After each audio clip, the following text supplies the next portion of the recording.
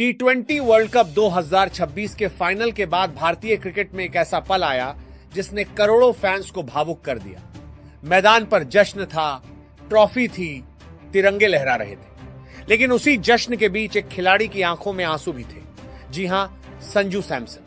वही संजू सैमसन जिनकी कभी जमकर आलोचना हुई, जिन्हें कई बार टीम से बाहर किया गया, वही खिलाड़ी आज भारत की सबसे बड़ी जीत के बाद भावुक हो गए।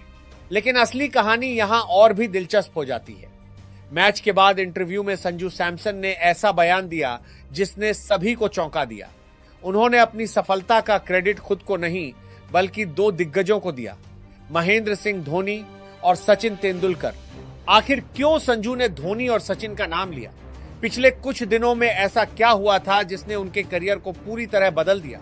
और सिर्फ संजू ही नहीं, भारतीय टीम के कई खिलाड़ी भी उस पल इमोशनल हो गए थे। ड्रेसिंग रूम में क्या हुआ, खिलाड़ियों ने क्या कहा, क्यों कुछ खिलाड़ी रो पड़े, और आखिर वो कौन सी कहानी है जो इस जीत के पीछे छिपी हुई है? आज इस वीडियो में हम आपको बताएंगे उस जीत के पीछे की असली कहानी। लेकिन इससे पहले अगर आप भी टीम इंडिया के इस ऐतिहासिक पल पर गर्व महसूस करते हैं तो इस वीडियो को एक लाइक जरूर कर दीजिए। 8 मार्च 2026, अहमदाबाद नरेंद्र मोदी स्टेडियम, दुनिया का सबसे बड़ा क्रिकेट स्टेडियम, 1,32,000 दर्शकों की क्षमता और हर सीट पर बैठा एक भारतीय फैन। माहौल ऐसा था कि जैसे पूरा देश एक ही जगह जमा हो गया हो। सामने न्यूजीलैंड की टीम थी जिसकी कप्तानी मिचेल सैंटनर कर रहे थे और भारत की कप्तानी सूर्य कुमार यादव के हाथ में थी। टॉस हुआ और न्यूजीलैंड के कप्तान सैंटनर ने टॉस जीतकर पहले गेंदबाजी का फैसला किया। कई लोगों को लगा कि शायद यह फैसला सही होगा क्योंकि बड़े मैच में टारगेट का पीछा करना आसान होता है। लेकिन उन्हें क्या पता था कि भारत की बल्लेबाजी आज ऐसी आग उगलने वाली है कि न्यूजीलैंड के गेंदबाजों के लिए मैदान छोटा पड़ जाएगा। भारत की ओपनिंग जोड़ी मैदान में आई, संजू सैमसन और अभिषेक शर्मा, और पहले ही ओवर से साफ हो गया कि आज ये दोनों कुछ बड़ा करने के मूड में हैं। पावर प्ले के अंदर ही दोनों ने न्यूजीलैंड के गेंदबाजों की ऐसी धुलाई की कि फील्डिंग सेट करना भी मुश्किल हो गया। पहले 6 ओवर में भारत का स्कोर 92 बिना विकेट के। जी हां, 92 रन। टी20 वर्ल्ड कप फाइनल में ऐसा पावर प्ले शायद ही कभी देखा गया हो। स्टेडियम में बैठे फैंस को भी शायद यकीन नहीं हो रहा था कि फाइनल जैसे बड़े मैच में भारत इतनी आक्रामक शुरुआत करेगा। हर ओवर में बाउंड्री, हर ओवर में छक्का और हर गेंद पर हमला। न्यूजीलैंड के कप्तान मिचेल सैंटनर बार बार फील्ड बदल रहे थे, गेंदबाज बदल रहे थे, लेकिन भारतीय ओपनर्स के सामने कोई योजना काम नहीं कर रही थी। पावर प्ले के अंदर ही भारत ने मैच का टेम्पो अपने पक्ष में कर लिया था। क्रिकेट में अक्सर कहा जाता है कि अगर शुरुआत मजबूत हो जाए तो आधा मैच वहीं जीत लिया जाता है, और भारत ने बिल्कुल वही किया। पहले 6 ओवरों में ही न्यूजीलैंड के गेंदबाजों का आत्मविश्वास टूटता हुआ दिखने लगा था। फील्डर्स के चेहरे पर निराशा साफ दिखाई दे रही थी क्योंकि गेंद हर बार बाउंड्री लाइन के बाहर जा रही थी। अभिषेक शर्मा ने 21 गेंदों में 52 रन ठोक दिए, 6 चौके, 3 छक्के और स्ट्राइक रेट 247 से भी ज्यादा। जिस गेंदबाज को देखो उसी पर हमला, चाहे मैट हेनरी हो, जैकब डफी हो या कोई और गेंदबाज, अभिषेक ने किसी को भी सम्मान नहीं दिया। जैसे ही गेंद थोड़ी सी भी शॉर्ट पड़ी, पुल शॉट के साथ बाउंड्री के बाहर। अगर गेंद फुल लेंथ पर आई तो कवर ड्राइव, और अगर स्पिनर आए तो सीधे छक्का। अभिषेक की बल्लेबाजी में एक अलग ही आत्मविश्वास दिखाई दे रहा था। शुरुआत में इस टूर्नामेंट में उनका फॉर्म उतना अच्छा नहीं था और कई लोग उनकी आलोचना भी कर रहे थे, लेकिन फाइनल जैसे बड़े मंच पर उन्होंने जो पारी खेली उसने सारी आलोचनाओं का जवाब दे दिया। सिर्फ 21 गेंदों में हाफ सेंचुरी, वो भी वर्ल्ड कप फाइनल में, यह अपने आप में बड़ी बात है। पावर प्ले के दौरान संजू सैमसन भी दूसरे छोर से बराबर का साथ दे रहे थे। दोनों के बीच शानदार तालमेल दिख रहा था। जब अभिषेक हमला कर रहे थे तो सैमसन स्ट्राइक रोटेट कर रहे थे, और जब सैमसन ने हमला शुरू किया तो अभिषेक ने उनका साथ दिया। यही वजह थी कि दोनों के बीच ओपनिंग पार्टनरशिप तेजी से बढ़ती चली गई।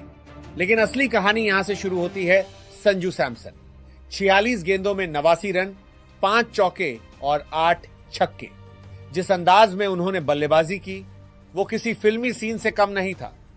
न्यूजीलैंड के तेज गेंदबाज हों या स्पिनर, किसी को नहीं छोड़ा।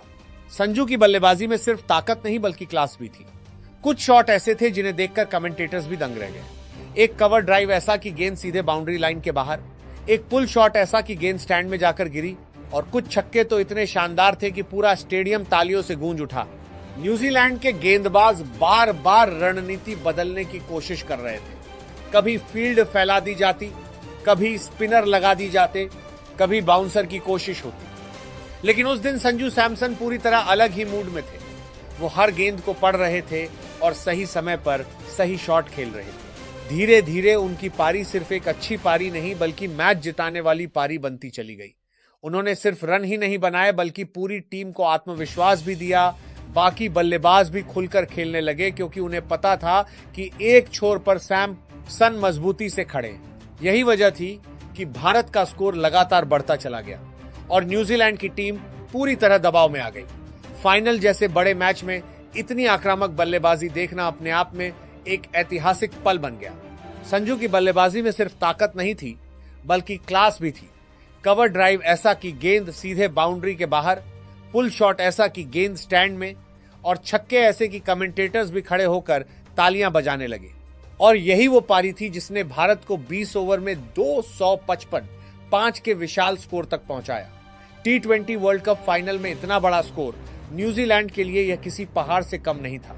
फाइनल जैसे बड़े मुकाबले में अक्सर टीमें जिसका समंदर है 160-180 के आसपास ही स्कोर बनाती हैं क्योंकि दबाव बहुत ज्यादा होता है और बल्लेबाज कई बार जोखिम लेने से बचते हैं। लेकिन उस दिन भारत की बल्लेबाजी बिल्कुल अलग ही स्तर पर थी। ऐसा लग रहा था जैसे भारतीय बल्लेबाज किसी अभ्यास मैच में खेल रहे हों और हर गेंद पर रन बरस रहे हों। जब स्कोरबोर्ड पर 255 लगा तो स्टेडियम में बैठे हजारों फैंस खड़े होकर तालियां बजाने लगे। हर कोई समझ चुका था कि भारत ने मैच की आधी लड़ाई तो बल्लेबाजी में ही जीत ली है।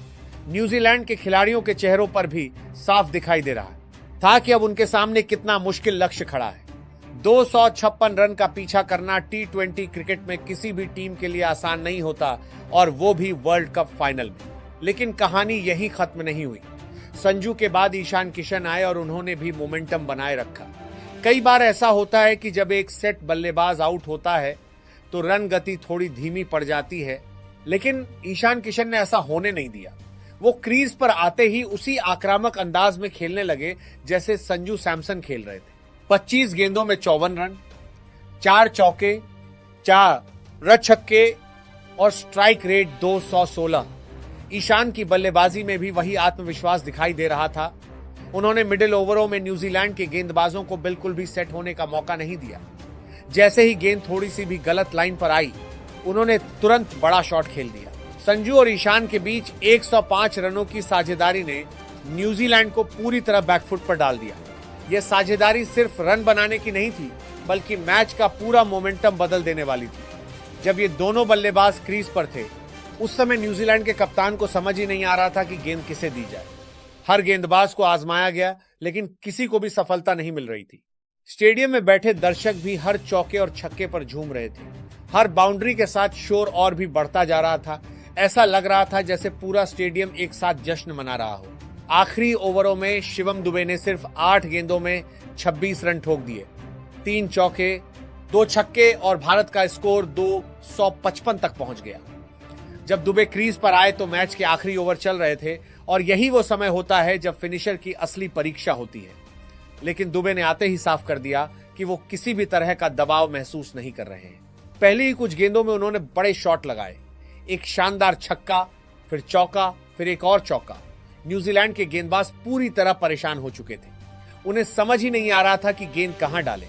अगर गेंद फुल डालते तो छक्का, अगर शॉर्ट डालते तो चौका। शिवम दुबे की इस छोटी लेकिन विस्फोटक पारी ने भारत के स्कोर को और भी खतरनाक बना दिया। कई बार T20 मैचों में आखिरी ओवरों में ऐसे ही छोटे छोटे कैमियो मैच का अंतर तय कर देते हैं और दुबे ने बिल्कुल वही किया। न्यूजीलैंड के गेंदबाज मैट हेनरी, जैकब डफी सब कोशिश करते रह गए लेकिन भारत को रोक नहीं पाए। हर गेंदबाज ने अपनी तरफ से पूरी कोशिश की लेकिन उस दिन भारतीय बल्लेबाजों के सामने कोई योजना काम नहीं कर रही थी। गेंदबाजों की लाइन और लेंथ बिगड़ती चली गई और रन लगातार बढ़ते गए। जब भारत की पारी खत्म हुई और स्कोरबोर्ड पर 255 दिखा तो साफ हो गया था कि न्यूजीलैंड के सामने एक बेहद मुश्किल चुनौती खड़ी है। अब उन्हें जीतने के लिए T20 वर्ल्ड कप फाइनल के इतिहास का सबसे बड़ा रन चेस करना था और यही वह पल था जब भारतीय फैंस के चेहरे पर मुस्कान दिखाई देने लगी, क्योंकि उन्हें लगने लगा था कि आज इतिहास बनने वाला है। अब बारी थी न्यूजीलैंड की बल्लेबाजी की। लक्ष्य था 256 रन। फाइनल में इतना बड़ा स्कोर चेज करना लगभग नामुमकिन होता है। लेकिन असली कहानी यहां शुरू हुई जसप्रीत बुमराह से। बुमराह ने ऐसी गेंदबाजी की कि न्यूजीलैंड की बल्लेबाजी की कमर ही टूट गई। 4 ओवर, सिर्फ 15 रन और 4 विकेट। जी हां, 4-15। उनकी यॉर्कर इतनी सटीक थी कि बल्लेबाज सिर्फ बल्ला नीचे लाने की कोशिश करता रह गया। एक एक करके न्यूजीलैंड के बड़े बल्लेबाज आउट होते चले गए। Glenn Phillips out, mark Chapman out, middle order पूरी तरह बिखर गया। अक्षर पटेल ने भी मिडिल ओवर में 3 विकेट लेकर न्यूजीलैंड की उम्मीदों को खत्म कर दिया। पूरी न्यूजीलैंड टीम सिर्फ 159 रन पर ऑल आउट हो गई और भारत ने 96 रनों से मैच जीत लिया। 96 रन, T20 वर्ल्ड कप इतिहास में भारत की सबसे बड़ी जीत। जसप्रीत बुमराह को प्लेयर ऑफ द मैच दिया गया। लेकिन पूरे टूर्नामेंट का असली हीरो कौन था? जवाब है संजू सैमसन। 321 रन पूरे टूर्नामेंट में, औसत 80 से ज्यादा, स्ट्राइक रेट लगभग 200 और लगातार 3 हाफ सेंचुरी। 97 वेस्टइंडीज के खिलाफ, 89 इंग्लैंड के खिलाफ सेमीफाइनल में और 89 न्यूजीलैंड के खिलाफ फाइनल में। यानी जब टीम को सबसे ज्यादा जरूरत थी तब संजू खड़े थे। उन्हें प्लेयर ऑफ द टूर्नामेंट दिया गया और पोस्ट मैच इंटरव्यू में जो उन्होंने कहा वो और भी इमोशनल था। संजू सैमसन ने कहा, यह एक सपने जैसा है। मैं शब्दों में नहीं बता सकता कि मैं कितना खुश हूं। कुछ महीनों पहले मैं पूरी तरह टूट चुका था। लगा था कि मेरा सपना खत्म हो गया। उनके चेहरे पर उस समय जो भाव थे वो किसी भी क्रिकेट फैन को भावुक कर सकते थे। मैदान पर ट्रॉफी जीतने की खुशी थी, लेकिन उस खुशी के पीछे एक लंबा संघर्ष भी छिपा हुआ था। उन्होंने बताया कि पिछले कुछ समय उनके करियर के सबसे मुश्किल दौर में से एक था। कई बार टीम से अंदर बाहर होना, आलोचनाएं सुनना, सोशल मीडिया पर सवाल उठना, ये सब चीजें किसी भी खिलाड़ी के आत्मविश्वास को हिला सकती हैं। संजू भी उसी दौर से गुजर रहे थे। कई लोगों को लगने लगा था कि शायद उनका इंटरनेशनल करियर अब ज्यादा लंबा नहीं चलेगा, लेकिन उन्होंने हार नहीं मानी। उन्होंने अपने खेल पर काम किया, खुद को मानसिक रूप से मजबूत किया और सबसे जरूरी बात, उन्होंने सपने देखना बंद नहीं किया। लेकिन फिर उन्होंने एक नाम लिया, सचिन तेंदुलकर। जैसे ही उन्होंने ये नाम लिया, पूरे स्टेडियम में तालियां गूंजने लगी, क्योंकि क्रिकेट की दुनिया में सचिन तेंदुलकर सिर्फ एक खिलाड़ी नहीं बल्कि एक प्रेरणा है। संजू ने कहा कि पिछले कुछ महीनों से वो लगातार सचिन तेंदुलकर और धोनी के संपर्क में थे। उनसे लंबी बातचीत होती थी, उनसे सलाह लेते थे। कई बार फोन पर बातें होती थी, कई बार मैसेज के जरिए चर्चा होती थी। सचिन तेंदुलकर ने उन्हें सिर्फ तकनीकी सलाह ही नहीं दी, बल्कि मानसिक रूप से भी मजबूत बनने के लिए प्रेरित किया। उन्होंने कहा, सचिन सर से गाइडेंस मिलना मेरे लिए सबसे बड़ी चीज थी। उनके साथ बातचीत ने मुझे फिर से आत्मविश्वास दिया। संजू ने बताया कि सचिन तेंदुलकर ने उन्हें हमेशा यही कहा कि क्रिकेट में उतार चढ़ाव आते रहते हैं, लेकिन असली खिलाड़ी वही होता है जो मुश्किल समय में भी खुद पर विश्वास बनाए रखे। संजू के अनुसार धोनी ने उन्हें कई छोटे छोटे टिप्स भी दिए, जैसे मैच के दबाव को कैसे संभालना है, बड़े मंच पर शांत कैसे रहना है और अपनी नेचुरल बल्लेबाजी को कैसे बनाए रखना है। यही सलाह फाइनल जैसे बड़े मुकाबले में उनके काम आई। सोचिए, एक खिलाड़ी जो कभी आलोचनाओं में घिरा था, जिसे कई बार टीम से बाहर किया गया, वही खिलाड़ी आज भारत को वर्ल्ड कप जिताने वाला हीरो बन गया। यही खेल की खूबसूरती है। कभी जिस खिलाड़ी पर सवाल उठते हैं, वही खिलाड़ी एक दिन इतिहास लिख देता है। संजू सैमसन की यह कहानी सिर्फ क्रिकेट की कहानी नहीं है, बल्कि मेहनत, धैर्य और विश्वास की कहानी है। कई बार जिंदगी में ऐसा समय आता है जब लगता है कि सब खत्म हो गया है, लेकिन अगर इंसान खुद पर भरोसा रखे और मेहनत करता रहे तो वही इंसान एक दिन सबसे बड़ी सफलता हासिल कर सकता है। और शायद यही वजह है कि उस रात सिर्फ टीम इंडिया ही नहीं बल्कि करोड़ों भारतीय फैंस भी भावुक हो गए थे, क्योंकि उन्होंने सिर्फ एक जीत नहीं देखी थी, उन्होंने एक खिलाड़ी का संघर्ष और उसका शानदार रिडेम्पशन भी देखा था। अभिषेक शर्मा भी पोस्ट मैच इंटरव्यू में काफी इमोशनल थे। उन्होंने कहा कि टूर्नामेंट के बीच में वो बहुत परेशान थे, क्योंकि शुरुआत में रन नहीं बन पा रहे थे। बड़े टूर्नामेंट में जब एक खिलाड़ी उम्मीदों के साथ उतरता है और शुरुआती मैचों में अच्छा प्रदर्शन नहीं कर पाता, तो उसके ऊपर मानसिक दबाव काफी बढ़ जाता है। अभिषेक के साथ भी कुछ ऐसा ही हुआ था। शुरुआत में उनके बल्ले से रन नहीं निकल रहे थे, कई बार वो जल्दी आउट हो गए और आलोचनाएं भी शुरू हो गई। उन्होंने बताया कि उस समय उनके लिए सबसे मुश्किल चीज थी खुद पर भरोसा बनाए रखना। जब हर तरफ से सवाल उठते हैं, जब लोग सोशल मीडिया पर आलोचना करते हैं, तब एक खिलाड़ी के लिए मानसिक रूप से मजबूत रहना आसान नहीं होता। लेकिन अभिषेक ने कहा कि उस कठिन समय में टीम के खिलाड़ियों और टीम मैनेजमेंट ने उन्हें लगातार सपोर्ट किया। कप्तान, कोच और बाकी खिलाड़ियों ने उन्हें यह महसूस कराया कि वो टीम के लिए महत्वपूर्ण है। कई बार सिर्फ एक भरोसे की जरूरत होती है और वही भरोसा एक खिलाड़ी के अंदर नया आत्मविश्वास पैदा कर देता है। उन्होंने कहा, मुझे इस टीम से प्यार है क्योंकि उन्होंने मुझे बैक किया। यह सिर्फ एक साधारण बयान नहीं था, बल्कि उस भावना का इजहार था जो टीम के अंदर मौजूद थी। भारत पहली टीम बन गया जिसने T20 वर्ल्ड कप का खिताब लगातार दूसरी बार जीता। यह अपने आप में एक ऐतिहासिक उपलब्धि है। कई महान टीमें आईं और गईं, लेकिन किसी ने भी लगातार 2 बार यह ट्रॉफी नहीं जीती थी। 2007, 2024 और अब 2026 3 बार वर्ल्ड चैंपियन। यह सिर्फ एक संख्या नहीं है, बल्कि भारतीय क्रिकेट की ताकत का प्रतीक है।